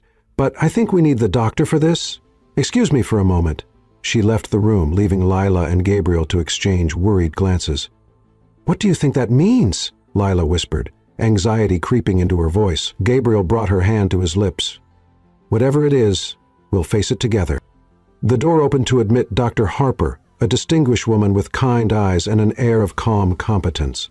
"Mr. and Mrs. Hayes," she greeted them warmly. "I understand we have something interesting to see on the ultrasound." She took over from the technician, studying the screen with practiced eyes as she moved the wand across Lila's abdomen. After a moment, she smiled broadly. "Well, this explains your particularly severe morning sickness, Mrs. Hayes." She turned the screen so they could see it better. "Congratulations, you're having triplets." The world seemed to tilt beneath Lila. "Triplets," she repeated faintly. 3 babies. 3 healthy babies, from what I can see," Dr. Harper confirmed, pointing to the screen. "Here, here, and here, each with their own strong heartbeat." Gabriel made a sound somewhere between a laugh and a gasp. His grip on Lila's hand tightened as he stared at the screen in wonder. 3 babies, he whispered, his voice filled with awe. "We're having 3 babies." The drive home passed in a daze of shock and exhilaration. Triplets! The word kept repeating in Lila's mind, impossible, yet thrillingly real. "Are you all right?" Gabriel asked as they entered the mansion, his arm protectively around her waist. "You've been quiet." Lila looked up at him, finally finding her voice. "I'm terrified," she admitted. 1 baby seemed overwhelming enough, but 3? Instead of the reassurance she expected, Gabriel nodded in understanding. "They're terrified too," he confessed, guiding her to sit beside him on the sofa. "This is all happening so fast. Sometimes I worry that I'm dreaming, that I'll wake up and find myself back in my old life, alone." The vulnerability in his admission touched her deeply. Lila leaned into him, drawing comfort from his solid presence. "Not a dream," she assured him. "Just a miracle." 3 miracles, apparently. His hand found its way to her stomach, resting there with gentle reverence. "Our family," he murmured, wonder infusing his voice. "Already larger than I ever imagined." That night, as they lay together in their bedroom, Gabriel's arm curled protectively around her, Lila found herself thinking of how far they'd come in such a short time. From strangers meeting in a bar to expectant parents of triplets in just over 3 months. "What are you thinking about?" Gabriel asked softly, his breath warm against her neck. "How unpredictable life is," she replied, threading her fingers through his. "If Ethan hadn't betrayed me that night, if I hadn't chosen that particular bar to drown my sorrows, if I hadn't decided to have a drink alone instead of attending that charity gala," Gabriel added, completing the chain of coincidences that had brought them together. "Do you believe in fate?" Lila asked, turning in his arms to face him. In the soft glow of the bedside lamp, Gabriel's expression was thoughtful. "I never did before," he admitted. "I believed in planning, in control, in making my own destiny." His hand caressed the gentle curve of her stomach. "But this, us, these babies, feels like something beyond my control, something meant to be, even though it's happening so fast, especially because it's happening so fast." His smile held a touch of wonder. "Some people search their entire lives for what we found in an instant." The weeks that followed brought rapid changes as Lila's pregnancy progressed, her body transforming more quickly than either of them expected. The triplets making their presence known in an unmistakable baby bump by the beginning of her 2nd trimester. Gabriel insisted on converting an entire wing of the mansion into a nursery suite, consulting with the best designers who specialized in multiples. He attended every doctor's appointment, absorbing each piece of information with the same intensity he brought to his business dealings. One evening, Layla found him in the newly completed nursery, standing alone in the center of the room, staring at the 3 identical cribs arranged along one wall. "Gabriel," she called softly from the doorway, "are you okay?" He turned to her, his expression unusually vulnerable. "I was just thinking about my own father," he said, "about the kind of parent he was, distant, demanding, critical." His hands flexed at his sides. "I don't want to be that kind of father." Lila crossed to him, taking his hands in hers. "You won't be," she assured him. "You're nothing like him." "How can you be sure?" Doubt clouded his features. "The Hayes legacy isn't exactly filled with nurturing figures." "Because I know you," she said simply. "I've seen your heart, Gabriel. The way you love, fiercely, completely, protectively. That's the kind of father you'll be." His arms encircled her, drawing her as close as her growing belly would allow. "How would they ever deserve you?" he whispered against her hair. "By being exactly who you are," she replied, rising on tiptoes to kiss him softly. "The man I love." The weeks passed in a whirlwind of preparations and prenatal appointments. Their high-risk pregnancy specialist, Dr. Harper, monitored the triplets' development with vigilant care, explaining each milestone as 3 distinct heartbeats pulsed through the ultrasound speakers. At their 20-week anatomy scan, they watched in awe as Dr. Harper carefully examined each baby, confirming their development was on track, despite the challenges of a multiple pregnancy. "Would you like to know the sexes?" Dr. Harper asked, her experienced hands moving the ultrasound wand with precision. They exchanged a glance and nodded in unison. "Well, Baby A is definitely a boy," she announced, pointing to the screen. "And Baby B is also a boy." She moved the wand to focus on the 3rd child. "And Baby C is a girl. Congratulations, you have 2 sons and a daughter." Gabriel emerged from the appointment looking dazed with happiness. "A daughter," he kept saying as they drove home, the word filled with wonder. "I'm going to have a daughter." Layla watched him with amusement. "And 2 sons," she reminded him gently. "Yes, of course," he grinned, slightly sheepish. "The boys will be amazing, but a little girl. She'll be as beautiful as her mother." That night, Gabriel received a call that caused him to abruptly leave their evening routine. His expression transformed instantly from relaxed to alert, the business mask sliding into place as he answered his phone with a clipped "Hayes." After disappearing into his study for over an hour, he finally returned to their bedroom, the tension radiating from him palpable, etched in the tight set of his shoulders and the crease between his brows. "What is it?" Lila asked, setting aside the pregnancy book she'd been reading, her hand instinctively protective over her growing belly. Gabriel sat on the edge of the bed, taking her hand in his. His thumb traced circles on her palm, a habit she'd noticed emerged when he was processing difficult information. "That was Marcus from my security team," he said, his voice tight with controlled concern. "There's been a situation." Alarm flashed through her. "What kind of situation?" "Nothing for you to worry about," he assured her quickly, but the shadow in his eyes betrayed him. "Just some unusual activity around one of my subsidiary companies. Probably nothing significant." But Lila could see the tension in his shoulders, the careful way he was choosing his words. "Don't do that," she said quietly. "Don't try to protect me from the truth." Gabriel sighed, running a hand through his hair. "You're right. I'm sorry." He met her eyes directly. "There have been some coordinated attempts to access sensitive financial information. My team believes someone may be gathering intelligence for a hostile move against Hayes Enterprises. Your brother?" she guessed, remembering the story Gabriel had told her in the mountain retreat. "Possibly. Nathan has been quiet for years, but this has his signature." Gabriel's jaw tightened. "He always did have excellent timing." "What does that mean?" "It means that with you pregnant with triplets, I'm more vulnerable than I've ever been." He placed his hand on her rounded belly, his touch gentle despite the steel in his voice. "Nathan knows that attacking now, when my focus is divided, gives him an advantage." Concern tightened around Lila's heart. "What are you going to do?" "Whatever it takes to protect what matters." Gabriel's expression softened as he looked at her. "And that's you and our children. The company is important, but it's just business. You're my life." The depth of emotion in his words brought tears to her eyes. Hormones, she told herself, even as she recognized the truth of what he was saying. In just a few months, Gabriel Hayes, the ruthless businessman, the solitary billionaire, had transformed into a man who put family above all else. As she drifted off to sleep that night, Gabriel's protective arm around her, Lila marveled at how completely their impulsive beginning had evolved into something profound and lasting. Whatever threats loomed on the horizon, whether from Gabriel's brother or the challenges of becoming parents to triplets, they would face them together, bound by a love neither had been looking for, but both had desperately needed. In the darkness of their bedroom, Gabriel's hand rested protectively over the swell of her stomach, as if physically shielding their unborn children from the world's dangers. Lila covered his hand with her own, feeling one of the babies kick against their joined palms. "They know you're there," she whispered, her heart full. "They already know their father is watching over them." Gabriel's breath caught audibly. "I'll always protect them," he vowed, his voice rough with emotion. "All of you, with everything I am."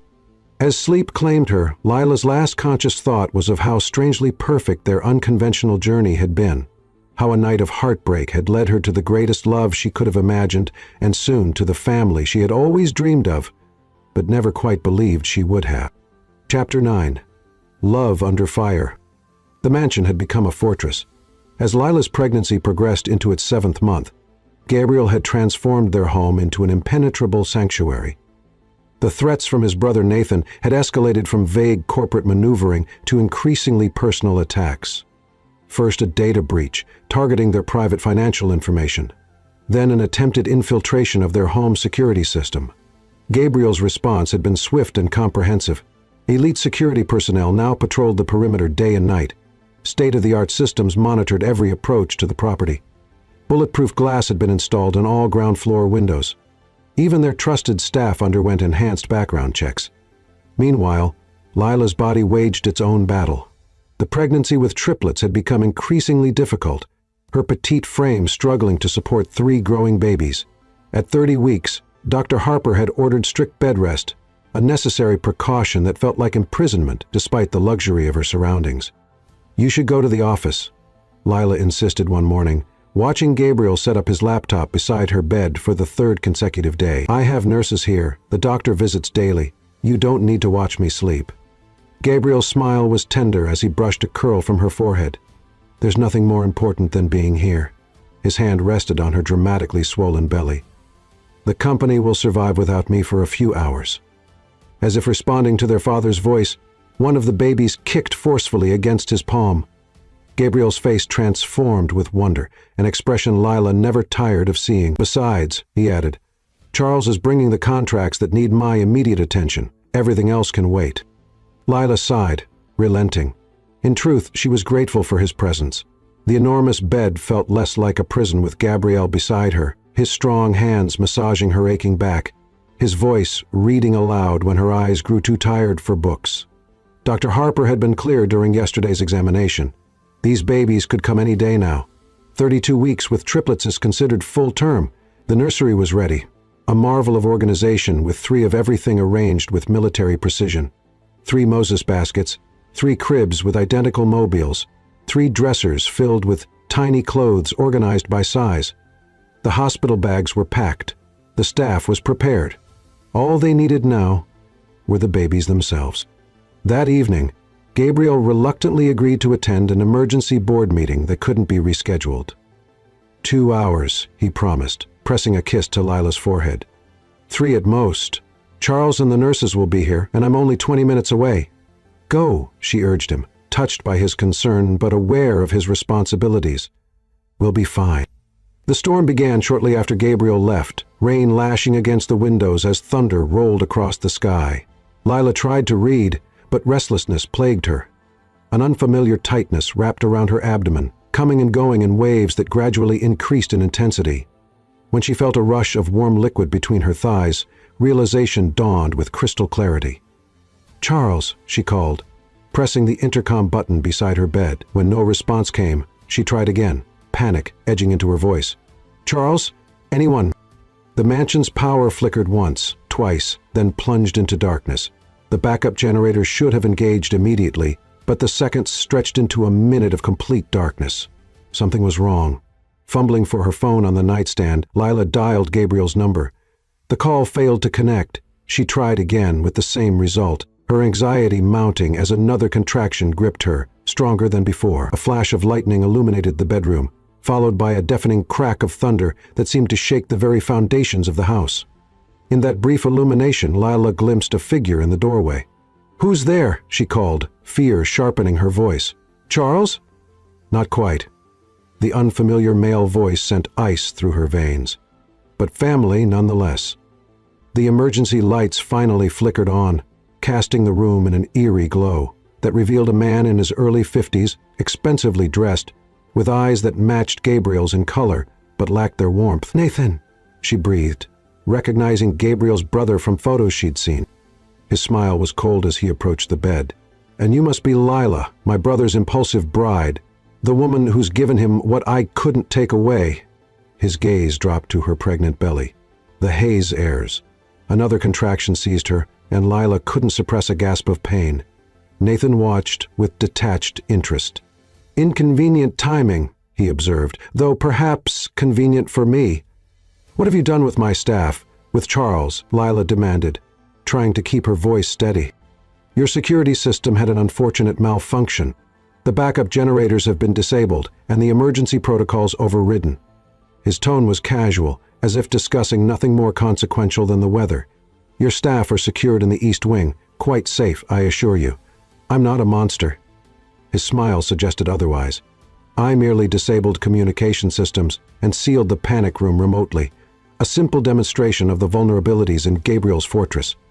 Lila's mind raced, calculating options while measuring the increasing frequency of her contractions. The emergency phone by her bed would be useless without power.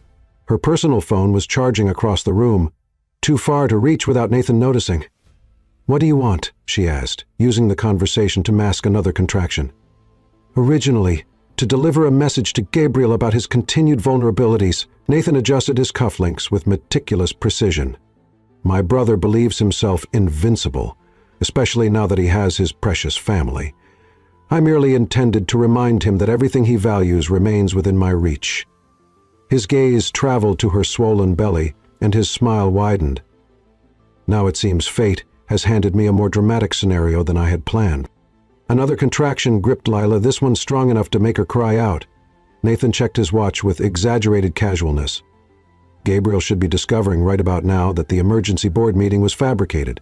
By the time he makes it back through this storm, he trailed off meaningfully. Understanding dawned with horrifying clarity. "These babies aren't waiting," Lila said, her voice surprisingly steady despite her fear. "They're coming now." For the first time, uncertainty flickered across Nathan's aristocratic features. "Surely you're exaggerating." In answer, Lila's body was seized by another contraction, more powerful than the last.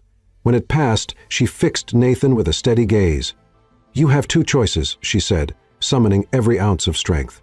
"Leave now and hope Gabriel shows mercy when he finds you, or help me deliver your brother's children." Something shifted in Nathan's expression. Surprise, perhaps, at her composure in the face of crisis? Before he could respond, the sound of shattering glass echoed from downstairs, followed by shouting. "Nathan!" Gabriel's voice roared through the mansion, rage and fear evident in every syllable. "If you've touched her—" Relief flooded Lila as hurried footsteps pounded up the stairs. Nathan stepped back from the bed, his momentary vulnerability replaced by a practiced mask of indifference. Gabriel burst through the doorway, rain-soaked and wild-eyed, flanked by security personnel. When he saw Lila on the bed, visibly in labor, and Nathan standing nearby, his expression transformed into something terrifying. "Gabriel!" Lila called, stopping him before he could launch himself at his brother. "The babies, they're coming now!" Those words instantly recalibrated Gabriel's priorities. With a curt nod to security, "Deal with him." He was at Lila's side, his touch infinitely gentle despite the fury still evident in his eyes. "Ambulance?" he asked, tersely. "No time," she gasped, as another contraction seized her. "They're coming too fast." What followed was a blur of activity as the mansion's emergency protocols engaged. The trapped staff were freed. The on-call obstetrician was contacted via video call. Emergency medical supplies were gathered. Through it all, Gabriel remained Lila's rock, holding her hand, wiping her brow. whispering words of encouragement as she labored to bring their children into the world. "I see the head," the nurse announced. More push, Mrs. Hayes." With Gabriel supporting her, Lila gave a final exhaustive push. The room filled with the indignant wail of their firstborn son. "He's perfect," Gabriel whispered, tears streaming unashamedly down his face as the nurse placed the squalling infant briefly against Lila's chest before whisking him away for urgent care. 20 minutes later, their second son arrived, smaller than his brother but with a surprisingly robust cry.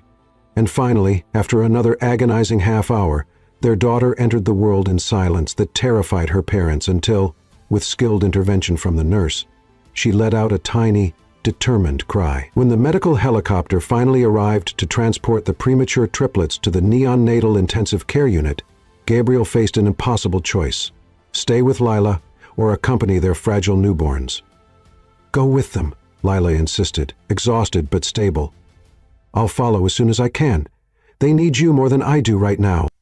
The look Gabriel gave her contained every emotion words could never express: gratitude, love, admiration, and a promise. "You," he said, pressing a fervent kiss to her lips, "are the strongest person I've ever known. I love you beyond reason." As Gabriel departed with their tiny children, Lila finally allowed herself to relax against the pillows. The night's dangers had passed. Nathan was in custody.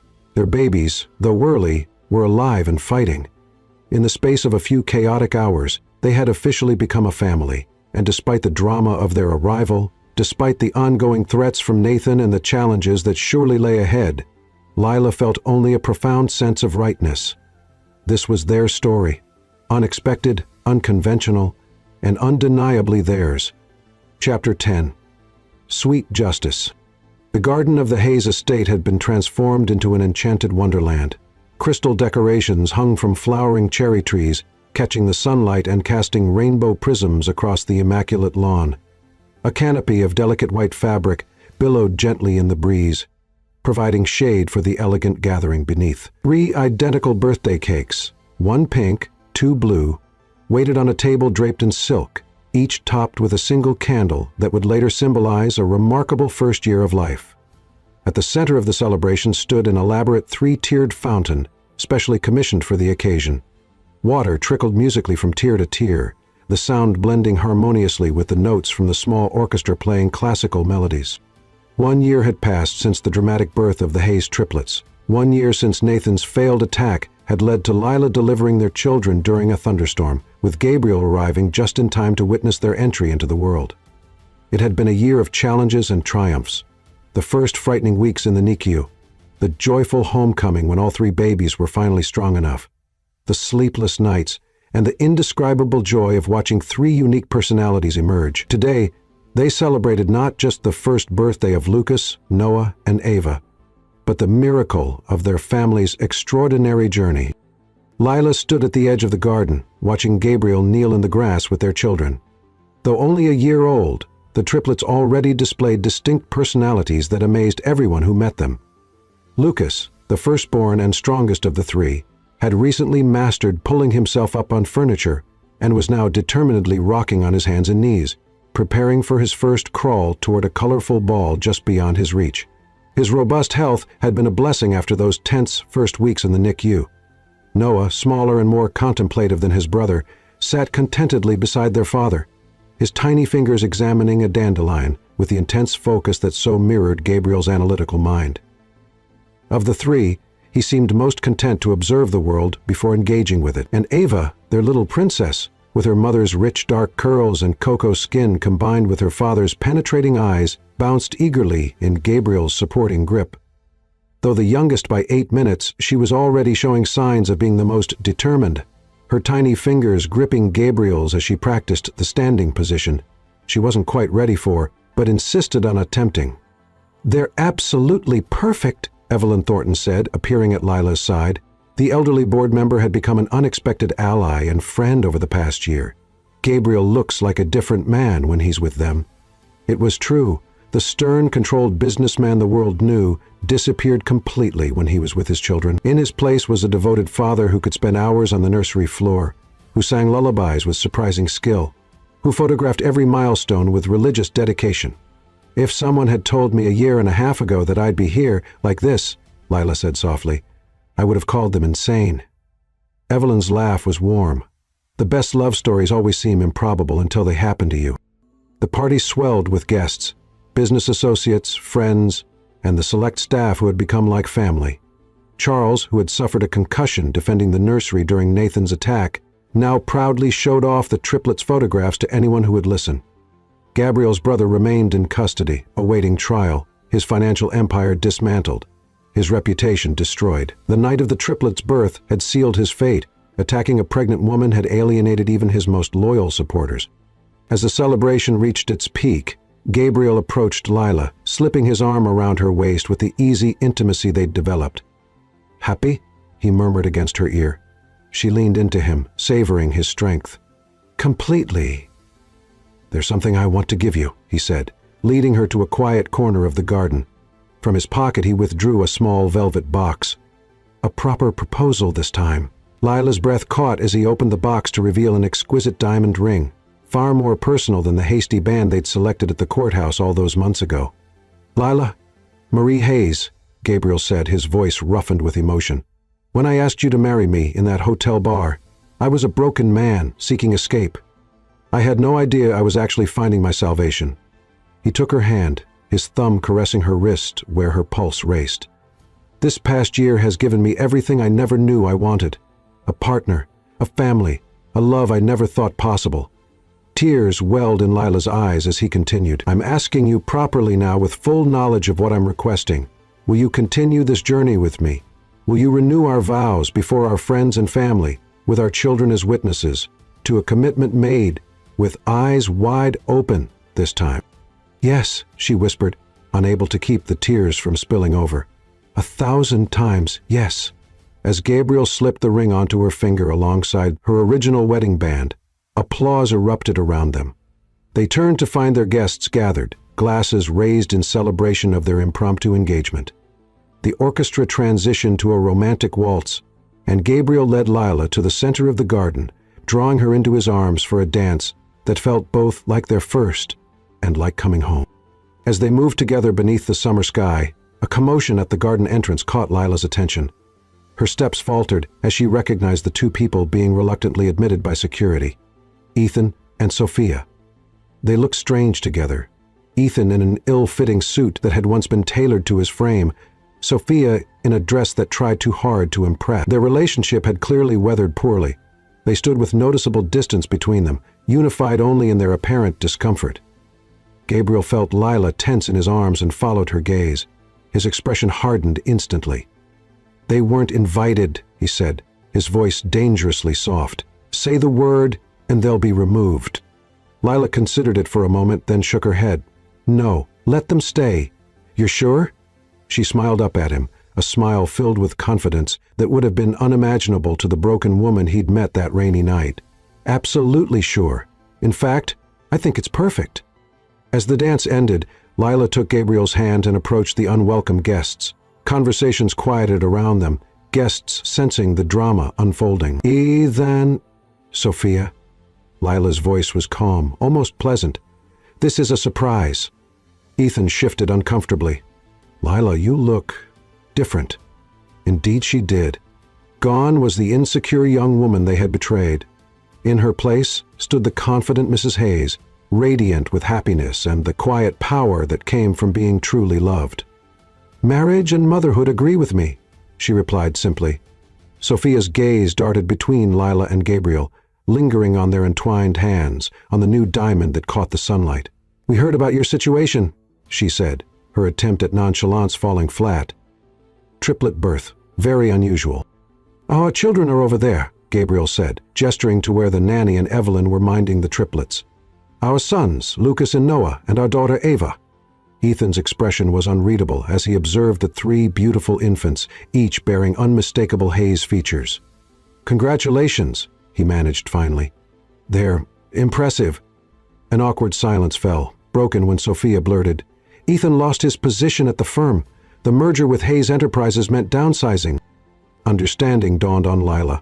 They hadn't come to celebrate, they'd come seeking help, or perhaps merely to satisfy curiosity about the life Lila now led. the life that could have been Sophia's had she not betrayed her best friend. "I'm sorry to hear that," Lila said, and she was surprised to find she meant it. The wound they'd inflicted had led her to Gabriel, to this life, to these children. How could she remain bitter? "Perhaps," Gabriel suggested, his voice neutral but his eyes sharp. "You'd like to enjoy some refreshments before you leave?" The dismissal was polite but unmistakable. Ethan opened his mouth as if to protest, but Sophia touched his arm, shaking her head slightly. "Thank you," she said stiffly. "We won't stay long." As they moved away toward the buffet, Gabriel turned to Lila, concern evident in his eyes. "Are you all right? I should have had security remove them immediately."